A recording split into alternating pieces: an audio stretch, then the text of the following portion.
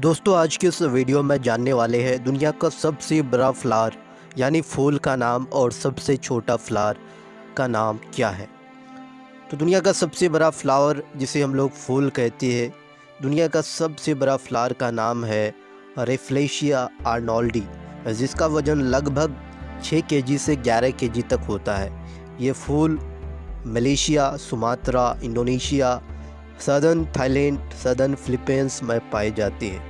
दुनिया का सबसे छोटा फ्लावर्स यानी फूल का नाम है उल्फिया पीपी, जिसे हम लोग वाटर मिल भी कहते हैं। ये 1/42 लंबा होता है, 1/85 चौड़ा होता है। ये फ्रेश वाटर लेक में भी पाए जाते हैं और ये सबसे छोटा फ्रूट को भी प्रोड्यूस करता है जिसे यूट्रिसिल कहते हैं। इस तरह की वीडियो देखने के लिए हमारे यूट्यूब चैनल को सब्सक्राइब कीजिए और फेसबुक इंस्टाग्राम पेज को फॉलो कीजिए। मिलते हैं नेक्स्ट वीडियो में।